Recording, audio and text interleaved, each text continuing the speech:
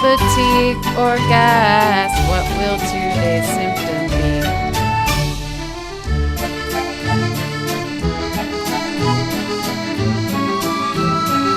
My loopy life with lupus. Hey guys, so I am here with this video, a loopy life with lupus video, which I haven't done that segment in a long time, and I had actually planned to retire that segment altogether.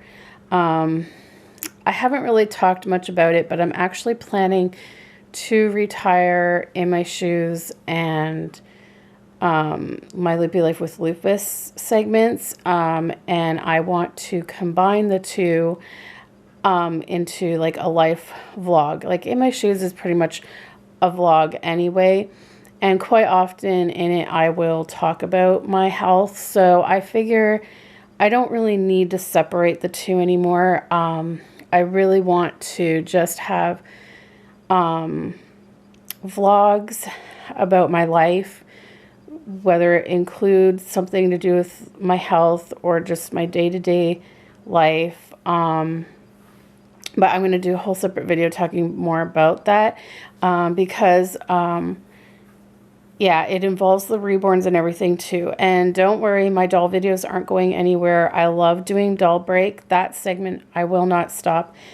But the way I'm going to be doing my vlogs is going to change a little bit. But anyways, I don't want to get into that right now, but this will probably be like the last Loopy Life with Lupus segment.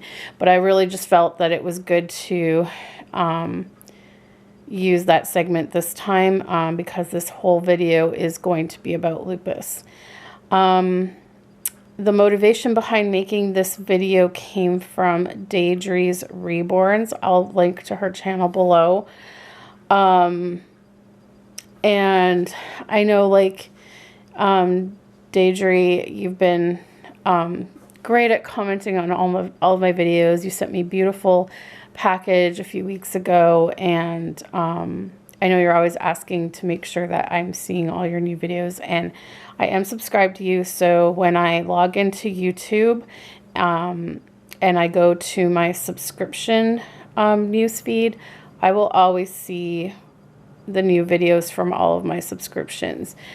However, I am subscribed to a lot of channels, and specific ones I'm really dedicated to watching like every single day, specifically vlogging channels. I watch Ellie and Jared, Daily Bumps, Fry Life, and CTFXC daily without fail.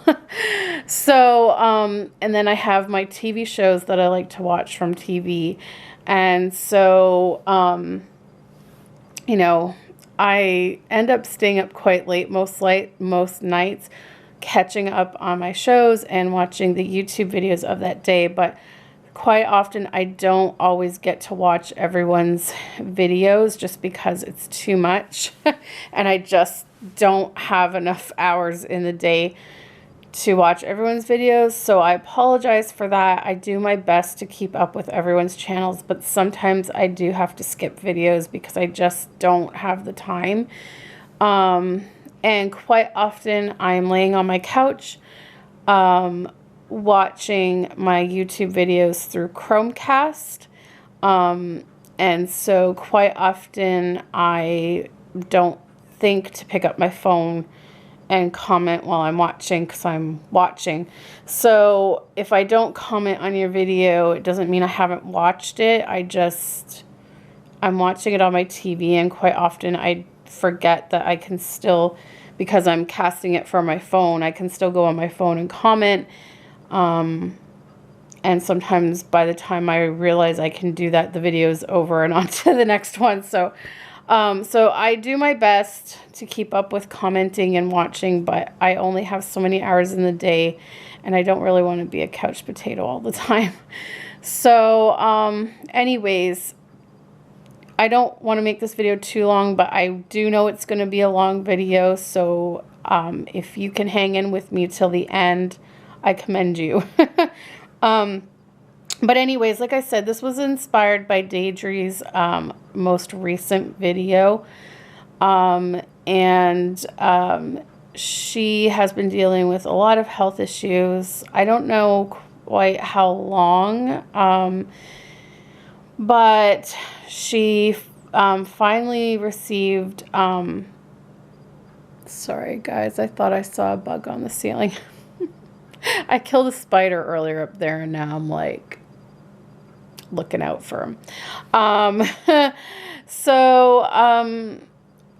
She made a video just talking about that she got the diagnosis of lupus yesterday, I believe, and was just wanting some advice, was just wanting, you know, like the feelings that she was sharing with us, that she was feeling, I can relate to all too well. And so I just kind of wanted to come on because I really had a lot to say that it would have taken forever to type out. I would have had to type out like a novel.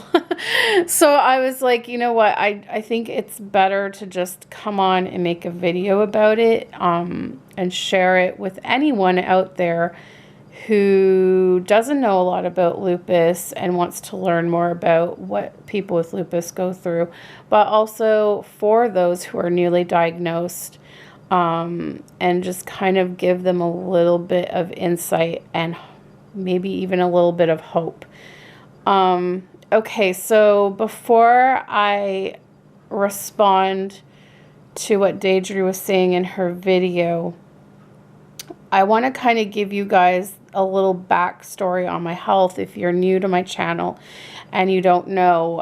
If you haven't seen my very, very, very first videos on this channel, where I give my story, it's like 3 parts, I think, or 4 parts, because back then YouTube wouldn't let you upload a video longer than 10 minutes. So, okay, so let's try. I'm going to try to summarize it as quickly as I can because there is a lot to my story. And so I'm going to try to summarize it as quickly as I can. So basically, growing up as a child, I was healthy. I was a very healthy child. I was into dancing, into singing, into acting, you know, like lessons during elementary school, and then officially into like the program in high school. So I was very active. I was just always healthy. I rarely had colds, rarely had flus. And then there was an incident at the end of grade 9. I was doing the musical Oliver. That was my first musical at my high school. Fond memories. Anyways, I believe it was like the last night of our performance, because when we were in high school, we were in a serious intensive music theater program. And so every spring we had a musical that we did, and we would have matinee performances and we would have evening performances for quite a few days. So I think it was the last performance, or it had to have been the last performance, because I don't think I could have gone on and done another performance when this happened. I was trying to get from one place of the stage to the next place that I had to be on the stage, and I slipped and I fell right on my right knee, like really hard. And within no time at all, I had a huge goose egg on my knee. So, of course, you know, the show must go on. So I kept on going and finished off the show, but I was in agony. And like I said, I think that was the last show, thankfully. And so iced it, took care of it, everything like that. Was very bruised, was very swollen, but it slowly went away. And then the next fall, like when school started back up again, like that fall, I started to get issues with my right knee. It would swell up, it would get very tight, hard to bend, and You know, I thought maybe it had something to do with the injury I had or whatever. But anyways, as it turns out, I ended up being diagnosed with juvenile arthritis. Soon after, it traveled to my left knee as well. And I was at a point where I could barely walk. I could not take part in the dancing in music theater. My knees were so swollen and so sore, I could barely walk. Thankfully, though, the treatment that the rheumatologist put me on at that time, which was just simple naproxen, you know, over time, it did bring down the swelling. It did help things. And that went into remission within a few months. And I was actually able to come off of the medication. And then I was fine. I was fine for the rest of high school. And then I got through my first year of college. And then summer vacation between my first year and second year of college. I went to the exhibition, the Canadian exhibition, and I decided to get a black henna temporary tattoo. And thought nothing of it. I mean, everyone was getting them, and it's not permanent, it's temporary. It wears off after a couple of weeks, and I just thought it would be cool. So I got a little angel wing thing, and within a week, it started itching and getting all these bumps on it. And we go and research black henna to find out that it has hair dye in it. And hair dye contains paraffenyladiamine, which is something that a lot of people are allergic to. And the thing is that when they put it in the henna tattoos, it's a higher concentration, and it's left on your skin a lot longer than when you're dyeing your hair. There's issues with that because it can get into your bloodstream and it can cause issues. And there's been we read lots of crazy things that people reacted to with this, and I freaked out. But we could not get any doctor to listen to us about this information. We printed it off. We brought it to them. Not one doctor had heard anything about this being an issue, whatever. So anyways, next thing you know, so I went to the doctor. They gave me a topical cream saying it's just an allergic reaction. You'll be fine. I used the cream for a day. And the next day I woke up covered in hives head to toe. And then from that point on, it was absolute chaos in my body for a good full year. I actually had to drop out of college because I could not. I was covered in hives 24/7, like nonstop, itching, burning. I didn't want to get dressed because clothes just irritated it, so I was wearing as little as I possibly could at home. I was just going out of my mind, and on top of that, within a matter of weeks, I gained 30 pounds out of nowhere. We have no idea. I mean, I was always a very skinny person. I just blew up. It was like water fluid in my body. I don't know what it was. And so then they diagnosed me with hypothyroidism. Then I started getting weird chest pains and breathing problems and shortness of breath. Ended up in the ER. Found out that I had this arrhythmia that at that time they said was so bad I could have gone into cardiac arrest. They put me on heart medication, and thank God the heart medication has controlled it ever since, and it's not even an issue. Like, I mean, we just monitor it yearly and keep it up and all that stuff. It's not a big deal. I was getting horrible heartburn for no reason at all.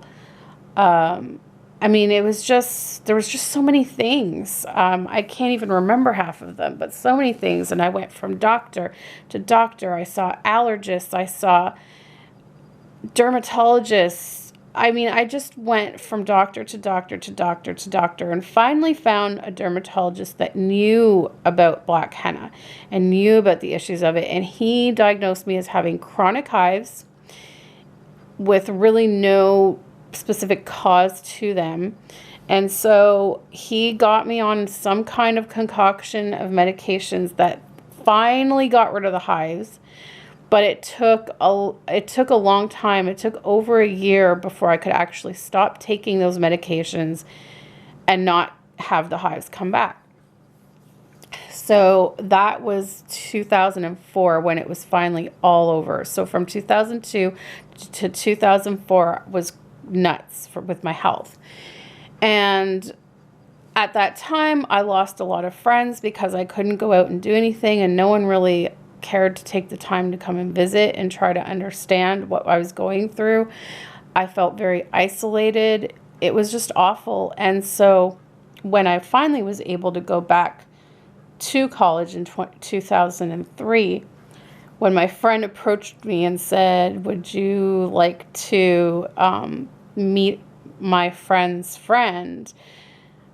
He like has never had a girlfriend, blah, blah, blah. And I was like, I wasn't looking to be in a relationship, but I just wanted to get out of the house and socialize because I felt so isolated and everything. And so I, started talking to Alex on the computer, then on the phone for about a week. And then we went on our first date. The rest is history for us. But thank God for him. Anyways, so then I was fine. I was totally fine from 2004 until we got married in 2009. And on our wedding day, I was starting to feel achy.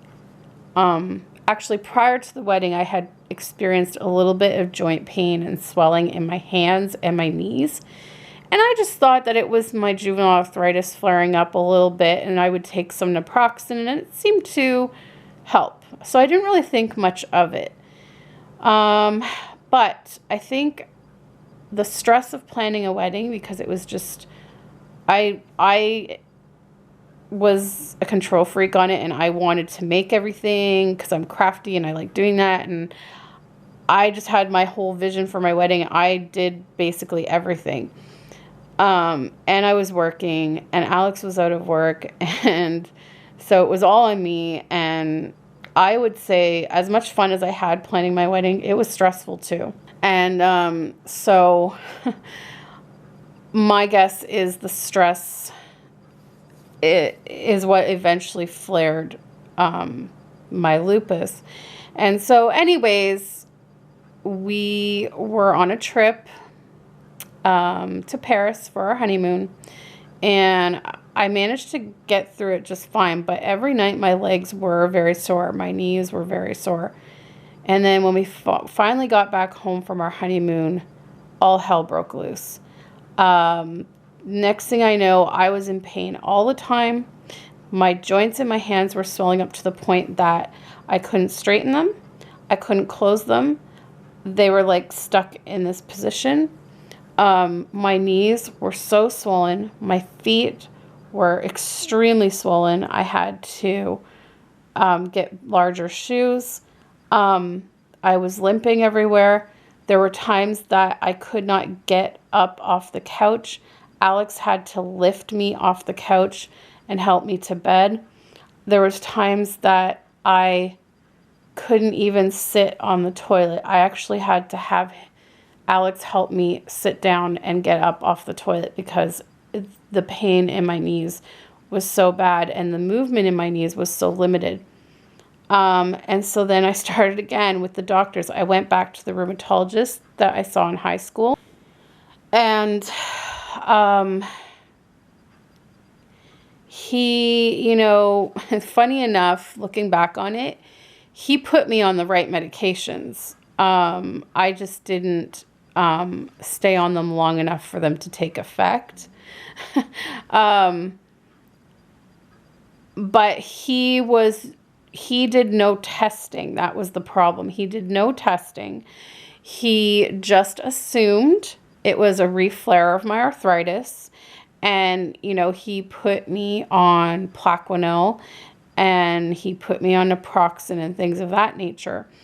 Well, okay, it turns out I needed to be on Plaquenil, so that, but of course, Plaquenil is a slow-acting drug. It takes a few months to kick in, but he didn't tell me that, so I didn't know that, and my symptoms just kept getting worse, so I felt like he was doing nothing for me. I mean, he wasn't running any tests, so I stopped all the medications because I'm like, they're not doing anything. I don't believe I'm diagnosed right. I left him. I went back to my family doctor. My family doctor ran a lupus test, which is probably like the second time I had been tested for lupus in the last few years.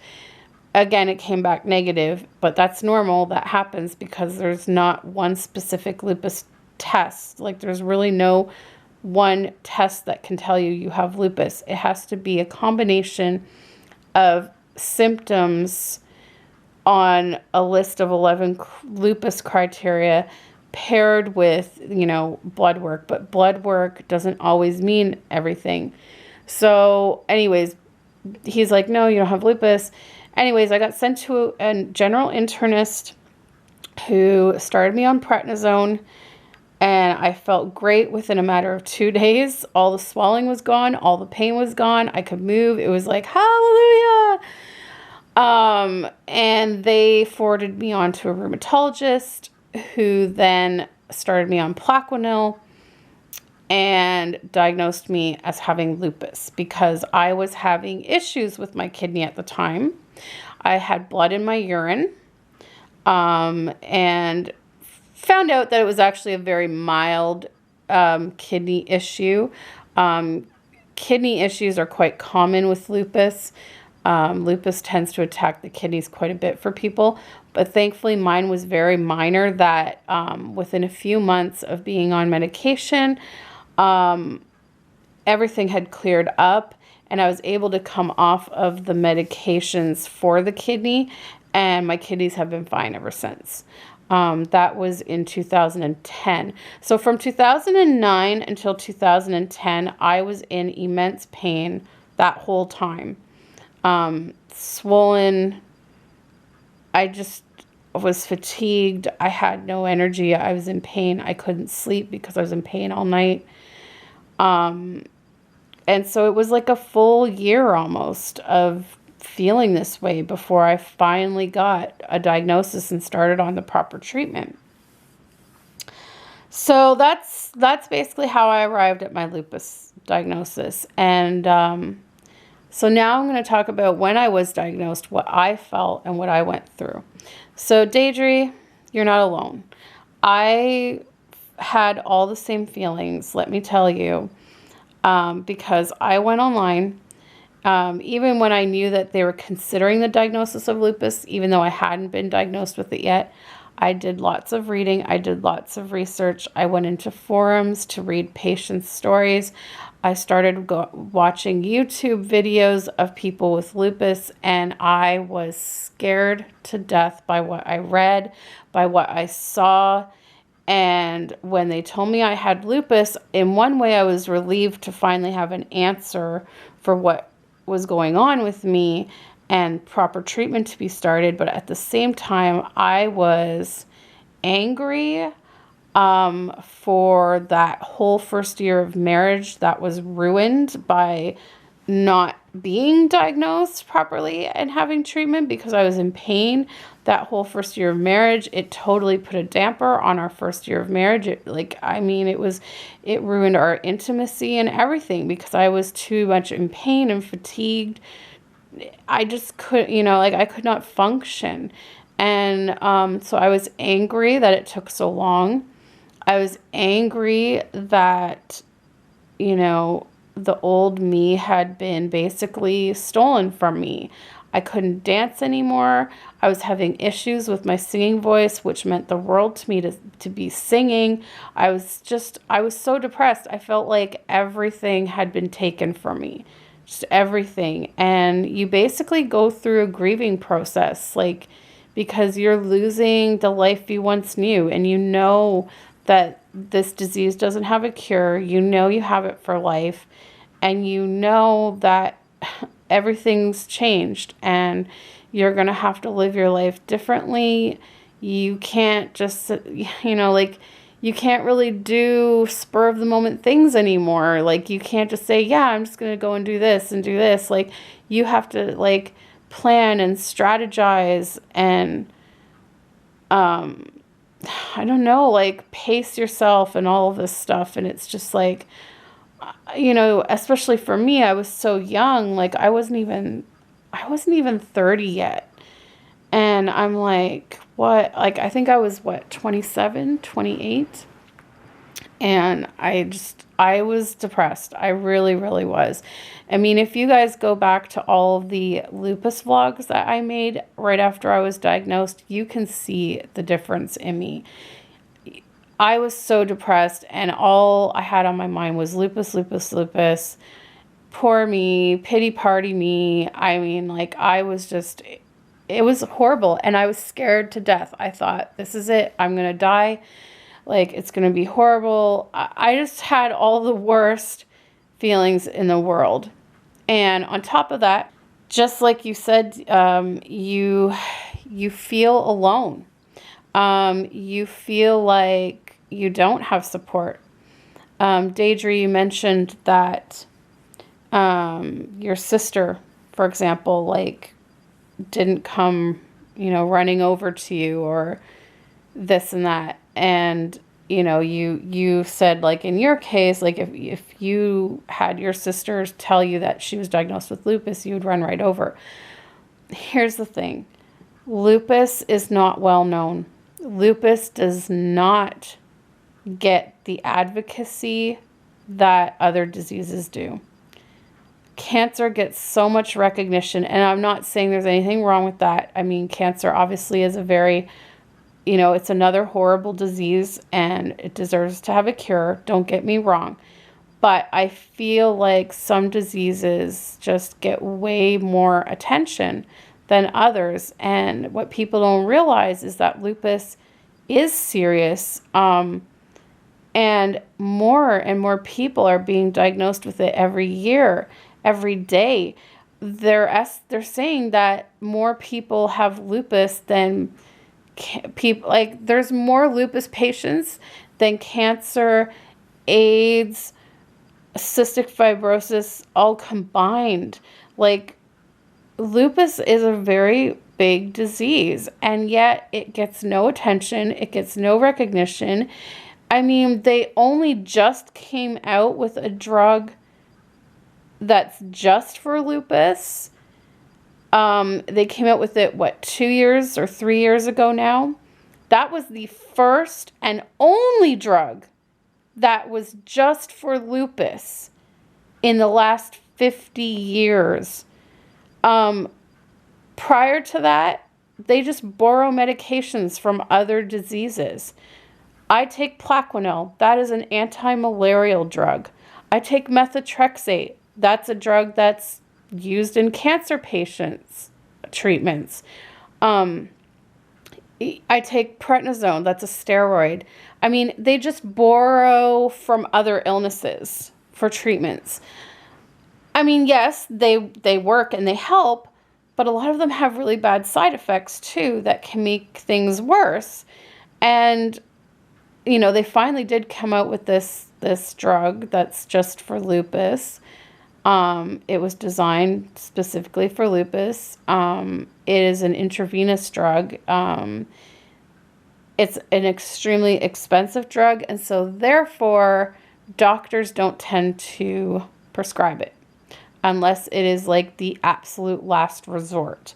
Like, we've tried all other treatments, nothing's working. Okay, now we're going to try, it's called Benlysta, which is a drug just for lupus.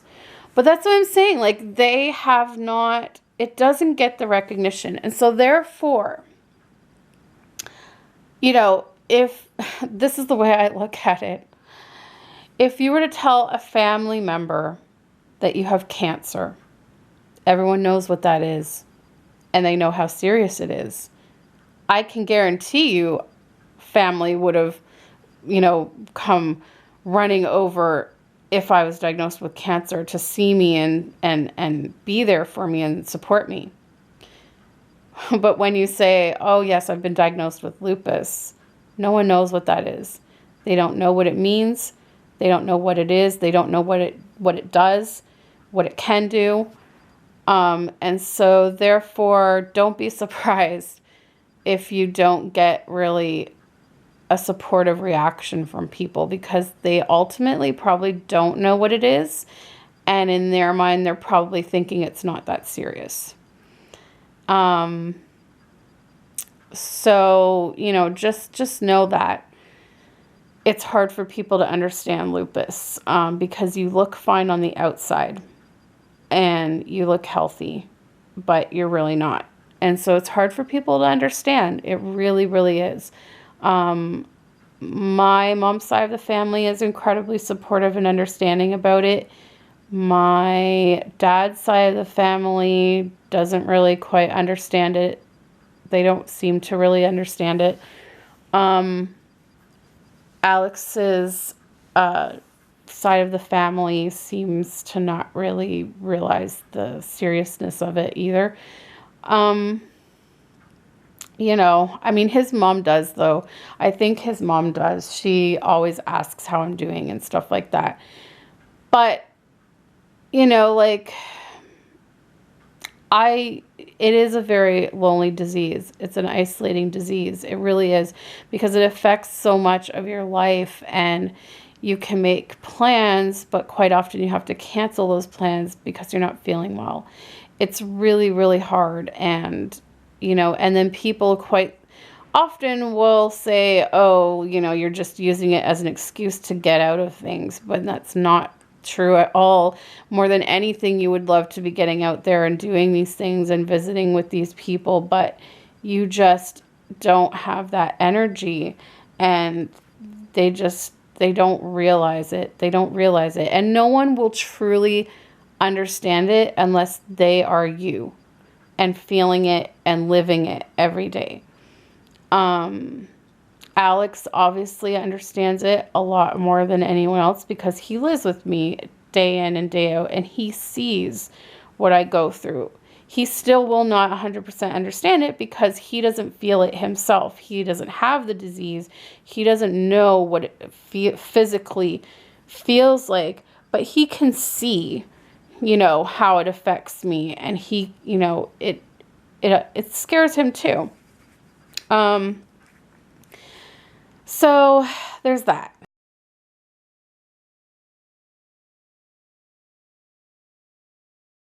I went to the lupus clinic yesterday morning, and I am so frustrated. You know, I originally, you know, in 2010, I originally saw this rheumatologist who was amazing. She was the one who diagnosed me as having lupus, and I loved her. She was an amazing rheumatologist. And then I guess it was about a year or two into my diagnosis